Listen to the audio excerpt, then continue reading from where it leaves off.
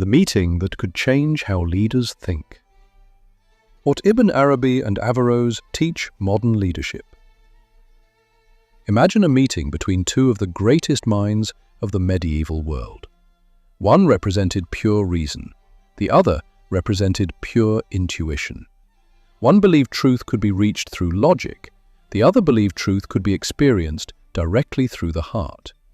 When they met, the philosopher asked a question, and the mystic answered, yes and no. That moment may hold one of the most important leadership lessons for our time.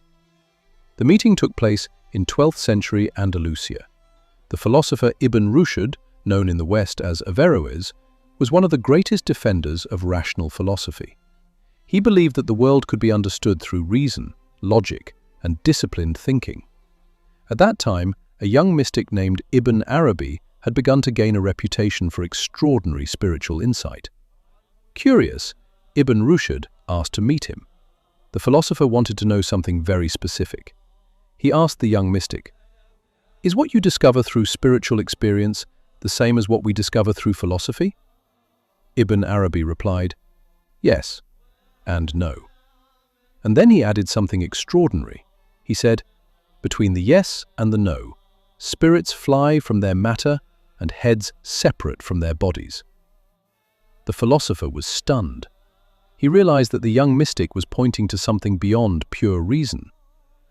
This meeting is not only a philosophical story, it represents a fundamental tension inside every leader. Two faculties guide leadership: the analytical mind and the perceiving heart. Reason analyzes systems. Intuition perceives human realities. The greatest leadership mistakes happen when one of these dominates the other. Many modern organizations worship rationality. Everything must be measured, modeled, optimized, quantified. Leaders rely on data dashboards, predictive models, and algorithms. But organizations are not machines. They are human systems. People act through emotions, identity, trust, meaning. A leader trapped in pure rationality may design perfect strategies, yet fail to mobilize people. History is full of leaders who were technically brilliant but emotionally blind. They understood systems, but they did not understand humans. But the opposite danger also exists. Modern leadership culture often glorifies empathy as an absolute virtue. Yet empathy pushed to the extreme can become a weakness. A leader who absorbs everyone's emotions may struggle to take difficult decisions, impose necessary boundaries, maintain authority. They feel everyone's pain. But leadership sometimes requires decisions that create discomfort. Empathy without distance can produce decision paralysis.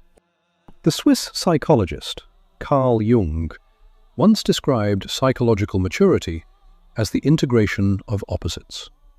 Not the victory of one side over another, but their reconciliation. Human consciousness is not simple. It moves through four fundamental forces: thinking, feeling, intuition, sensation. Most people live dominated by one. The mature individual learns something else, to move between them, to balance them, to orchestrate them. Jung observed something fascinating. Highly empathic individuals sometimes become suddenly cold, detached, almost distant. This is not a failure of empathy, it is the psyche restoring balance, a movement from emotional immersion to clear observation.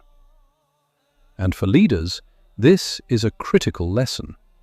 Emotional intelligence is not constant warmth, it is range, the ability to connect deeply and to step back completely, to feel and to see. The meeting between Ibn Arabi and Ibn Rushd embodies this balance. One, the philosopher, discipline, structure, reason. The other, the mystic, depth, perception, inner knowing. Alone, each is incomplete. Together, they reveal something greater. A mature leader must learn to analyze reality with rigor, perceive human dynamics with empathy, remain emotionally aware while maintaining strategic distance. Leadership is not a choice between clarity and compassion.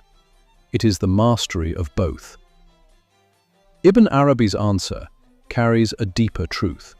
Reality cannot be captured by a single lens. Some truths reveal themselves through analysis, others only through experience. And wisdom appears in between. Not in pure rationality, not in pure intuition, but in the tension between them.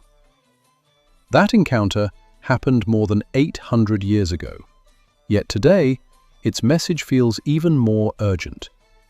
We live in an age of algorithms, artificial intelligence, data everywhere, and in this world, leaders risk becoming prisoners of pure rationality. But the opposite extreme is no safer. To abandon reason for intuition alone is another form of blindness. The true leader must become something rarer, someone who thinks like a philosopher and perceives like a mystic. Because the future will not be shaped by those who only understand systems, but by those who understand systems and souls. Perhaps this is what Ibn Arabi meant when he said, yes and no. Because the deepest wisdom in leadership is often found between the two.